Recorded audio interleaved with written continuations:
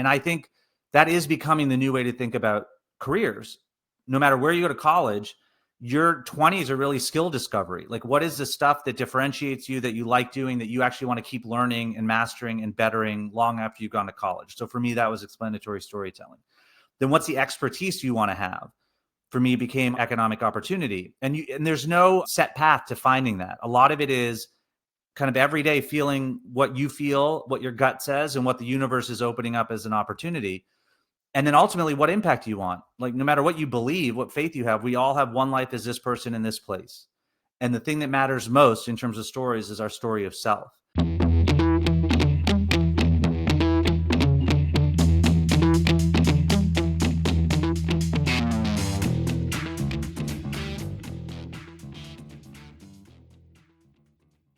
Oh my goodness, people. Welcome back to the podcast. I am so excited about this week's episode. It's with my old friend, Aneesh Raman, who has done a whole host of interesting things across his life. And we know each other from college. And it has been amazing to watch his career and to learn from him in terms of how to pivot, how to think about what's next, and how to inspire other people along the way.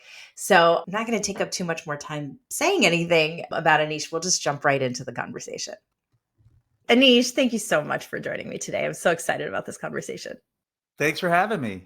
So, I mentioned in my introduction how we kind of know each other, but let's have you tell us what you do now and the short version of how you got there.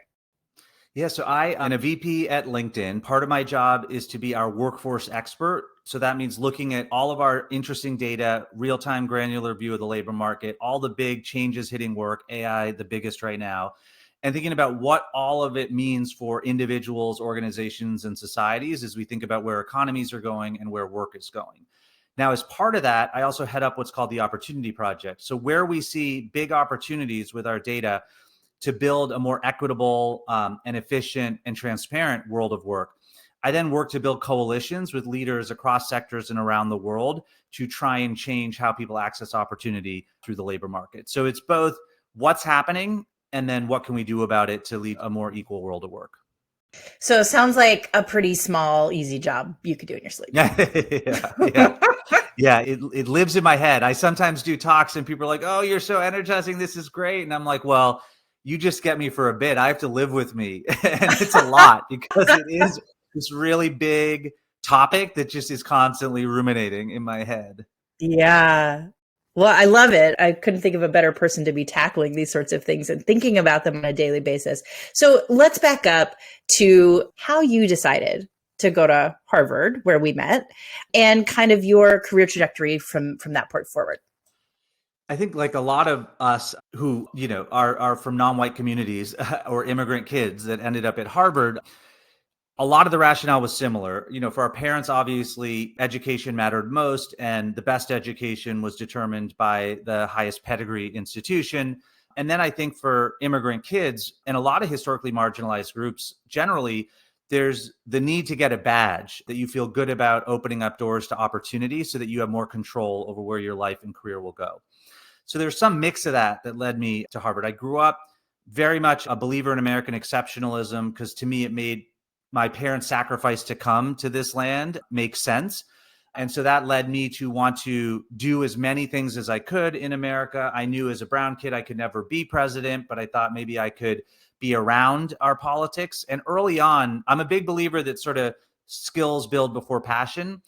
Early on, I just started communicating as like a skill. I started doing stuff for our local cable access channel in like middle school. And as often happens, like that started to differentiate me. And the more it did, the more I got into it. And the more I got into it, the better I got at it. And so by the time I showed up at Harvard, I knew first, I want this credential of having gone to Harvard. But two, I'm going to leave here and go become a White House correspondent, a TV reporter. And so it really shaped then what I did at Harvard, because I was there partly to be at Harvard, but also to look beyond Harvard and to build inroads into a vocational craft, which is not something that Harvard really does. It's all meant to be sort of non-vocational. Right. So after college, I remember you went and worked for CNN. Is that right? Yeah, I did a Fulbright was like the first thing to just go overseas. I kind of had decided the way to become a White House correspondent was either to go to local news and rise up or go be a foreign correspondent and come back. And I wanted to make my bet on being a foreign correspondent. So I did a Fulbright to India just to understand what it would be to live elsewhere and reconcile some of the existential like roots stuff. And then went to CNN.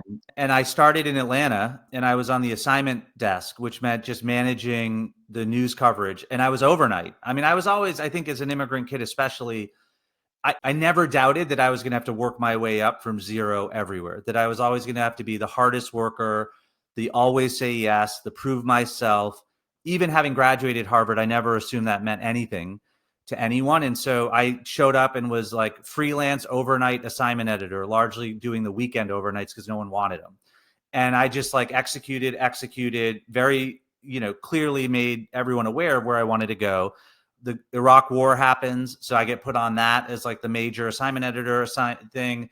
The '04 election starts, I start doing my own reporting and then, building that into the system. And so then my impatience of where it was going was becoming clear to my bosses, which is generally how my career can sometimes move. And then we had an opening in Bangkok. The reporter who had been there for decades was leaving, and it wasn't considered necessarily this like really big beat. So it was like, here's a cub reporter. Why don't you go there? And within a matter of months, the tsunami hit, really big story. Suddenly I'm on, all hours of the day on all of our networks. And then in TV, especially, there's a currency that depletes over time. Like if you did a big story, you go on to the next big story or people forgot that you did that. And so very quickly, I then shifted to wanting to go into Iraq. At that point, the war was continuing, unraveling. The big name reporters were getting tired of going back in. More and more networks needed people to go live there. Who's going to go live in a war zone? Young, unmarried reporters like me. And so then I went in there for about a year and a half, which was gnarly in all sorts of ways you'd assume war reporting would be. And when I realized it was affecting my mental health, I said, I kind of want to come out of the war zone. And so then I was in Cairo covering the Middle East, largely going into Iran.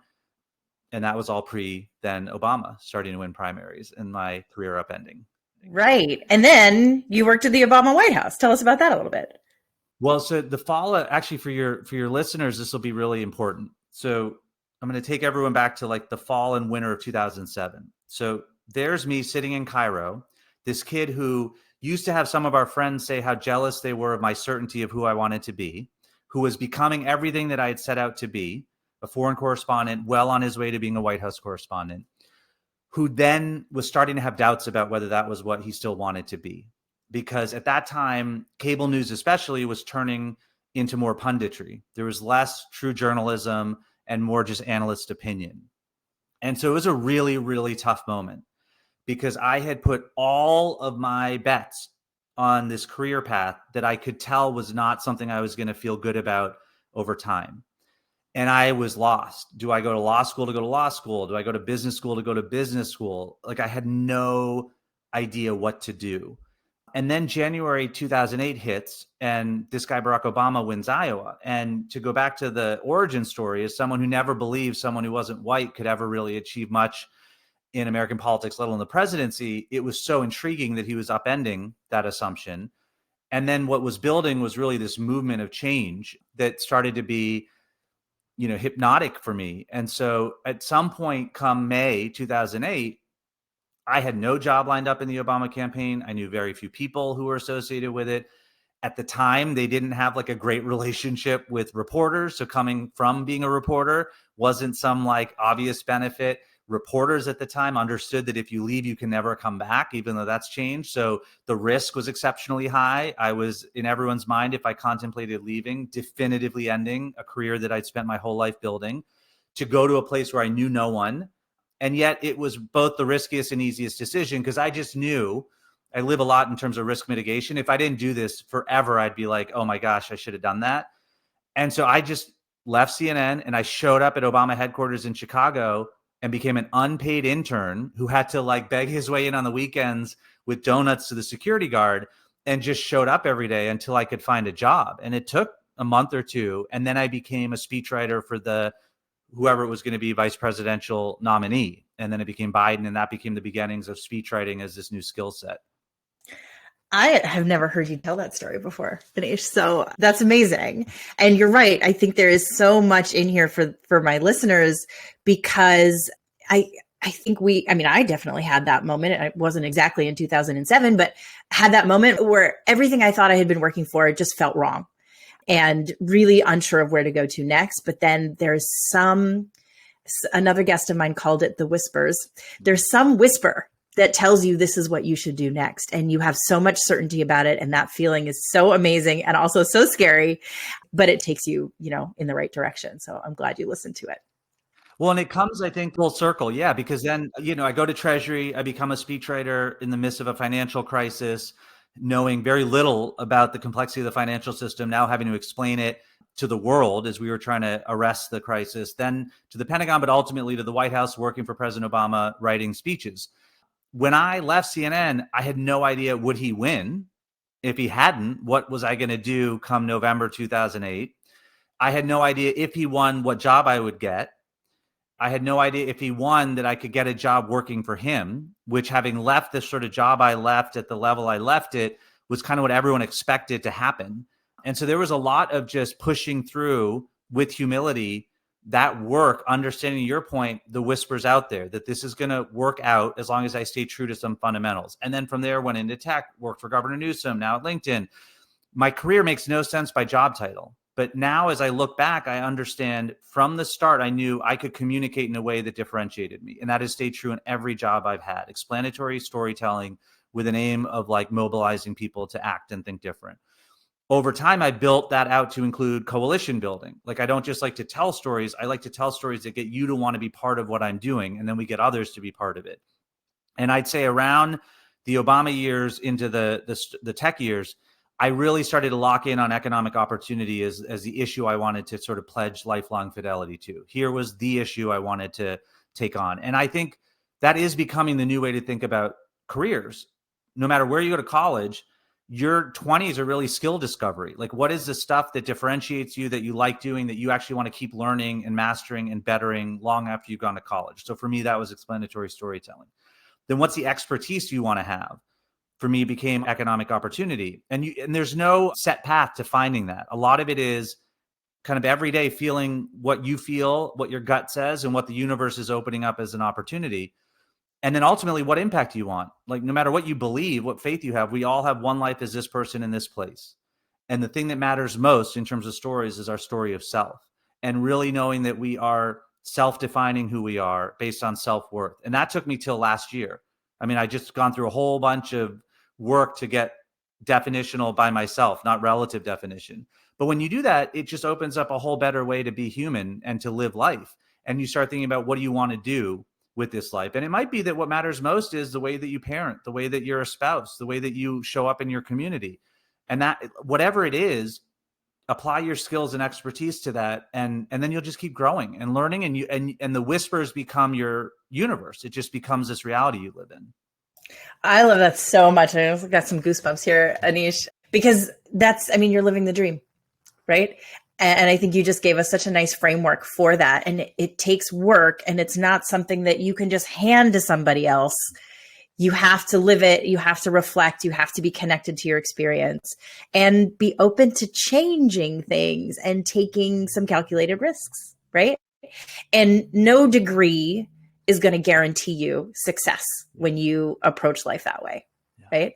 So I want to pivot a little bit and talk, I guess, a little bit more about the things that you're currently working on at LinkedIn now, both in terms of education and economic opportunity. So a lot of the things that I've read that you've put out recently are around the advent of AI, how it's shaken things up, and how there's some really good things that can come of this. So share with us a little bit your vision of what's going to happen as AI becomes more common in the workplace.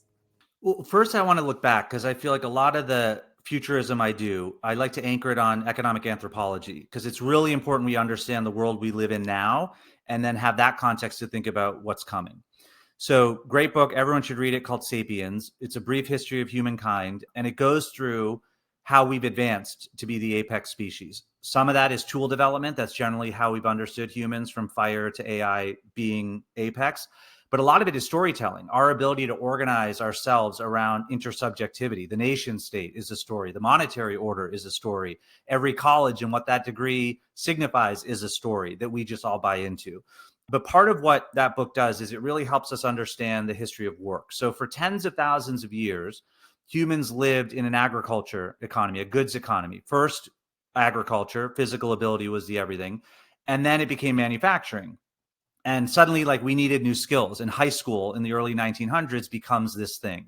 People should go to high school and they should graduate high school because our shift from agriculture to manufacturing is opening up a need for new skills.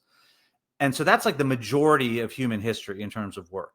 For most of that, work was wildly inefficient and unequal. You inherited work from your parents, and like there was no real opportunity for you to think differently about what you could do. Now, for only a couple of generations or, a couple of decades, we've had this knowledge economy where really our intellectual acumen has come to the center. And that really pushed us to think of college and especially CS degrees as the ticket to mobility, stability, all of it. Not incorrectly, because that's how the economy sort of oriented itself. And over that time, as a society, we said more and more, higher ed, you be the mechanism of mobility. We want this to be a place where anyone from anywhere can do anything, to get to anything. If people can get through higher ed, that'll open up their ability to do anything. But a bunch of challenges have hit that model. The cost of college has gone up. The durability of degrees has gone down. It's proving really difficult for that to be how we have mobility, or how individuals even think about their life and their career. And now enters AI. And there's a New York Times op-ed I did mid-February that folks can go to learn more about the thinking here. But what AI is coming for in terms of the tasks it can do is largely the tasks that have underpinned the knowledge economy. So one statistic in there, 96% of a software engineer's job in terms of the tasks they do are ready to be done by AI, if not already done by AI. Doesn't mean software engineers are going to go away, but the fundamentals of that job are going to shift to be more about communicating, philosophy majors who bring ethical thinking to the build of technology than just coding. And this is having implications if you then go back to the systems of education around opportunity, including higher ed, and the way we've underinvested in the humanities and overinvested in science, all for the right reasons, in large part, even though, I think it overcorrected a bit. But if you think about durable human skills, how are we going to stay competitive to AI? It's going to be critical thinking, critical listening, empathy, communication, collaboration, how we work with others, mattering as much or more than what work we do, how we're able to influence others, mattering much more than how we're able to just come up with a project. So that's going to fundamentally change how we teach and train, how we hire and promote, how we invest in and scale businesses. And so I think we're in this really interesting, hard moment, especially for your listeners, because I'll end with the idea that it makes sense that nothing makes sense right now. And you have to just sort of embrace that, because we are living at once at the end of an old era of our economy and at the beginning of a new era. And traditionally, we have moved more methodically and more slowly from one era to the next. But the adoption of AI has meant that we're living both at once. And so if you just concede that it makes sense that nothing makes sense, the only thing that matters in all the unknowns, there's a Nobel Prize winner who said predictions are hard, especially about the future. The only thing I can guarantee you is that the ability for humans at an individual and organizational level to adapt is going to be the everything, which means the most important skill is learn how to learn, unlearn, relearn. Wherever you go, it won't matter what badge you have based on the degree. It'll be whether or not you can show that you know how to learn, unlearn, and relearn. I love that. And I think you're such a great ambassador for that message, because even though, as you said, maybe your career trajectory doesn't make sense if you look at the title, there is a thread. You've really always embraced that pivot, right? And been able to apply your skills and passions in a totally different context. And I think that's what we're talking about here, right? Yeah. And the thing that is interesting for me to think about, and you think about this far more often than I do, so I want to hear your thoughts, is that employers, particularly employers that are on the cutting edge of, productivity and impact and training up people, are thinking about this for sure, right? How do we train people, skill them up, move people around even so that their strengths are showing up in the places we need them as the nature of our work is changing? What I'm interested in hearing you talk about is, how is this all going to trickle back down to education? Because actually education needs to be preparing young people way ahead of the curve for what's coming, right? And the educational institutions we have are very slow to change. So talk to us about that. Yeah, I mean, I think part of what is exciting, but also unsettling about this moment of change is how much it will upend systems almost all at once. And the reason is that the labor market, everything around economic opportunities, so the systems of education, employment, and entrepreneurship are pretty fixed structures. They've been around for a very long time, and they have been supported by entrenched beliefs and behaviors by the humans who operate within those systems. And so everything was working as it was meant to work for all the good and bad of it until kind of now.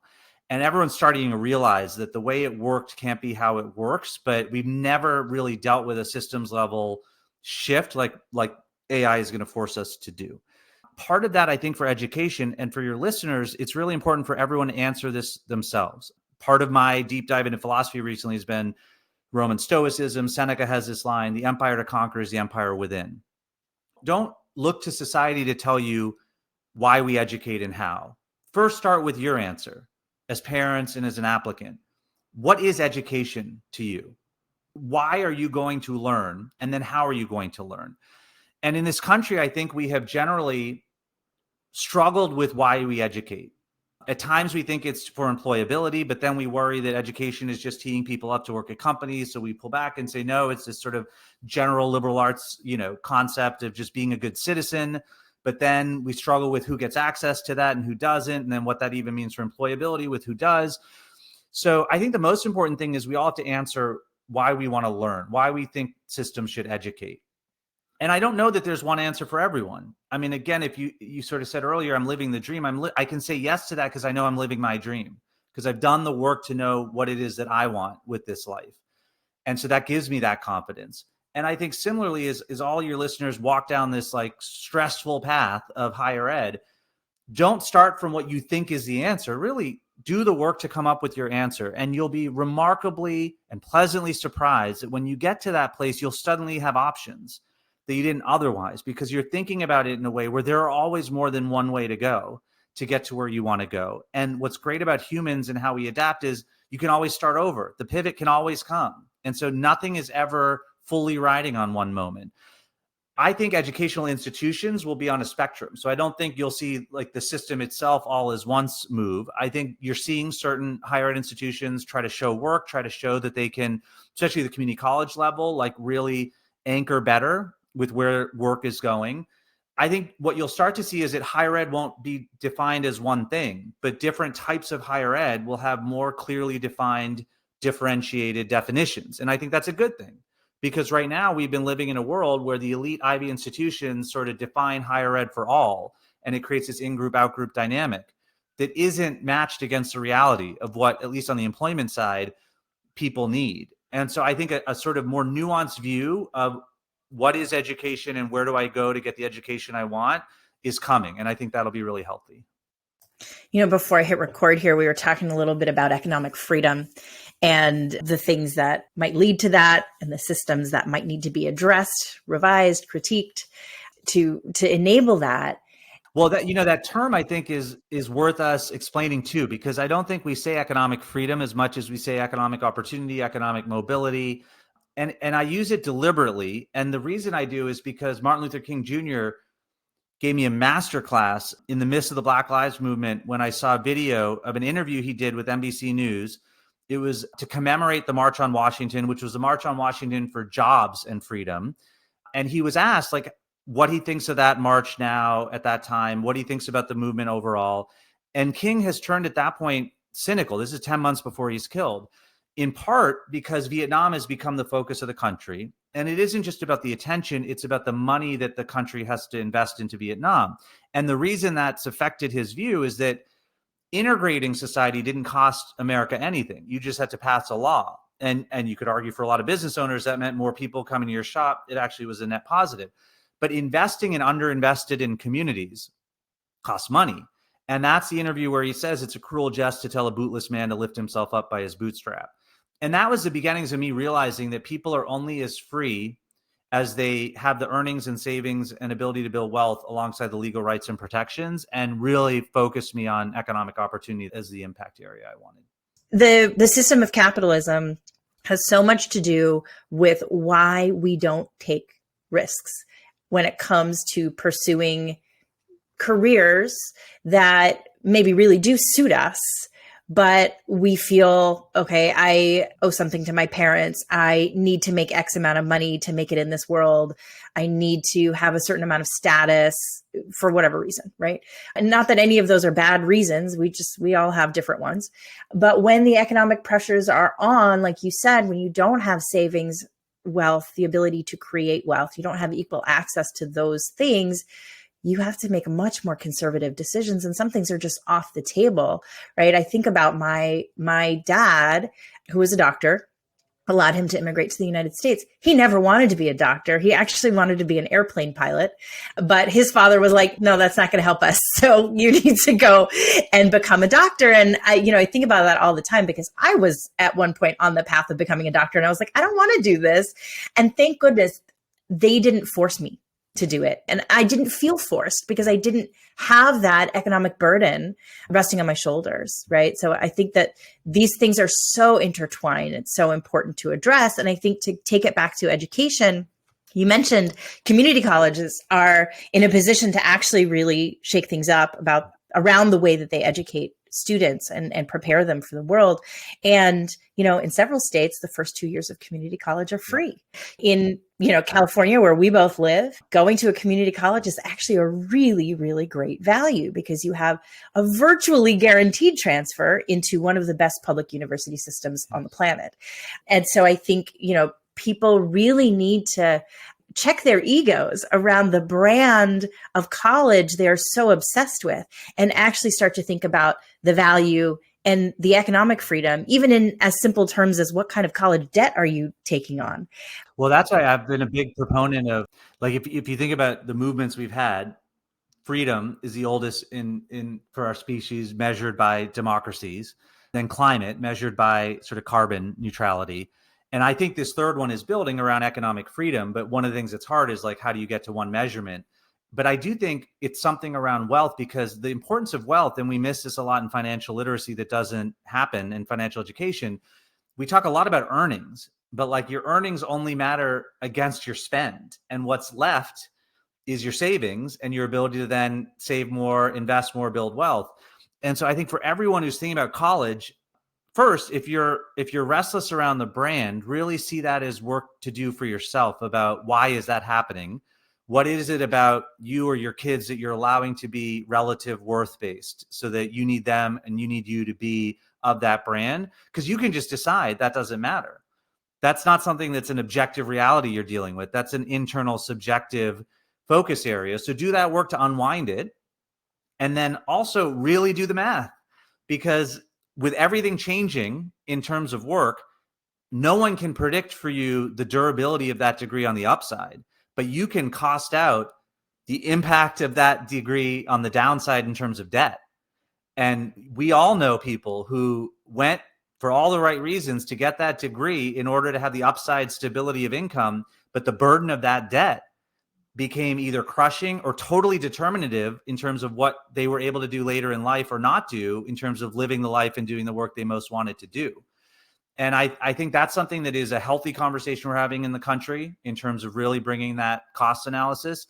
And I also think everyone should feel blessed to be alive at a time when work itself is being remade, because I think that that's going to give, for everyone willing to see it and willing to work for it, tremendous new opportunity to pivot in ways that were never possible before. So I really think if you let yourself see it, see yourself getting unstuck, and see your kids going into a labor market that will help them be unstuck. And just think of what that means for all the potential that we're about to tap of humans. I love it. I'll leave you with one last question here, Aneesh, because most of my audience is parents. And because I know the cultures that you and I have come from, and I know the very difficult conversations I have had to have with my parents about my career choices, I'm curious what your parents have thought about all of your choices and what it is you do now. Have you been able to sort of educate them and bring them along with you? Or have they always been sort of like my parents, what the heck is my kid doing? I don't even understand. Yeah. The thing I think they always believed is that I knew what I was doing, even if they didn't, and that I was going to give my everything to what I was doing, even if they didn't understand where it was going. And I haven't talked to them about exactly like how that came to be, but I think I was just so focused so early. And often success comes from really not great places. So largely imposter syndrome of being like a brown kid in a largely white community, insecurity about, okay, my sense of self will be defined by success. So now I need to keep succeeding in order to be the person I am. Because if I'm not that, I hadn't done the work to figure out who then I was. So generally this happens. And so, it usually comes from that kind of place when you're that driven. But I was so driven so early that they just assumed, okay, he's on it. And so they always backed what I was doing, including when I left to join the Obama campaign, which was probably the proudest moment for me of them backing it, because that was a financial, every risk was associated with that in terms of what I was like leaving behind. And so I think for parents, it's you and your kid ultimately. And your job is to help this kid. You want to be there for them in ways that will help them be there for themselves as they get older. And that means your role is really about self-worth, self-love, emotional regulation, all these toolkits that exist underneath all the other stuff that then builds. And then really understand, so you can help them understand that there isn't some moment of education that ends when you graduate college. College exists within an entire lifetime, an entire career, where there's going to be this constant rate of learning. And so if you see it as a chapter, and not even a middle chapter, let alone the final chapter in sort of their growth, I think you'll think about it differently. And then really it's how do you help them find the place that'll help them be there for themselves best. And so some of that is about the curriculum, but some of it is about big school, small school. Some about it is the burden of debt that will exist or not, the type of people they'll be around. But it gets harder and harder over time to really rewrite story of self, because then all the things you've outsourced to others to define for you become so locked in the choices you've made and the person you are. It's really, really hard to rewrite that. And so the biggest sort of opportunity parents have is to support their kids in this journey, and as they start sort of their adult life, to really control their own story. And that's a critical piece to the energy that as parents you bring to this process for them. Do not let them think this is existential. Do not let them think this is going to determine everything about who they are. Help them understand this is just an environment they'll go into, better understand who they are on their terms.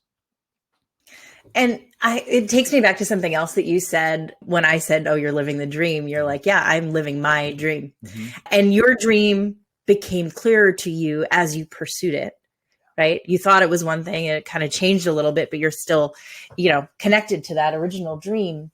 And I think that's, another way of saying what you're saying here is help your kid define success for themselves and help them develop the skills to pursue it. Because that dream is going to change. That definition is going to change. But, learning how to learn to pursue anything is kind of, well, you said the new Harvard degree, right? Yeah. I mean, I think back to before we had all the distractions we have as humans, if you go back to like the early civilizations, a lot of humans spent a lot of time thinking about what it is to be human. And they didn't have the sort of neuroscience data sets we have now to understand the brain mechanisms, which is still really early. We don't know how creativity hits. We don't know how inspiration hits.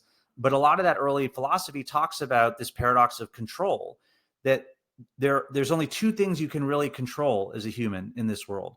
One is your character, kind of who you are in the world. And we've sort of outsourced that generally to theology to tell us not just where we go after we die, but who we should be when we're alive. And I feel like we can all answer who we should be when we're alive, in a shared way across all theology. And then how do you deal with things you can't control, which is like 99% of what your lived experience is going to be like. And I think that's really where, as parents, we want to help our kids understand what they can control is who they are, and the lifelong process of understanding that unique, special person that only exists as them, and then how they respond to things they can't control. And in terms of finding opportunity, that is always going to be growth mindset, ability to learn, unlearn, relearn, a humility in wanting feedback, an excitement in actioning it because you're driven by purpose of some kind. We know enough to kind of know what the answer is there. And so we don't need to overcomplicate it.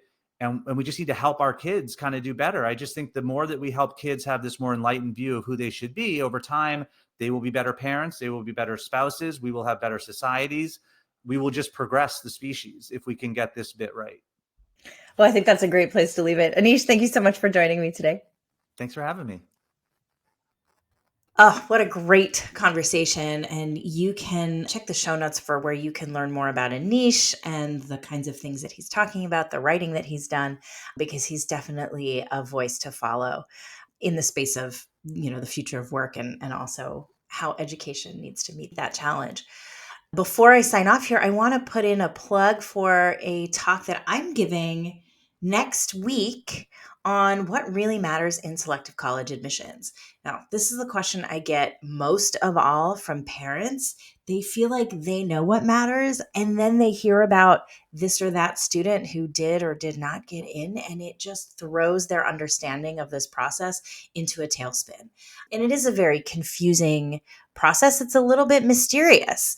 So, what I really want to do is pull back the curtain, help you understand what colleges actually say and what they look at on college applications to try to select students for their incoming classes, and help you understand the approach that I take and that my team takes in trying to help students solidify their academic foundations, build an understanding of their own personal values, and then approach the process with confidence and clarity about what their priorities for their education are and what their broader goals beyond college are. So, if that sounds interesting to you, please check the show notes for a link to register for the totally free webinar, which is the 21st at 5 p.m. Eastern. If you can't make the time, please RSVP anyway, because we will have a really great recording for you. So I hope you check that out. And as always, I hope you come back for more next week. Thanks so much. Bye, everybody.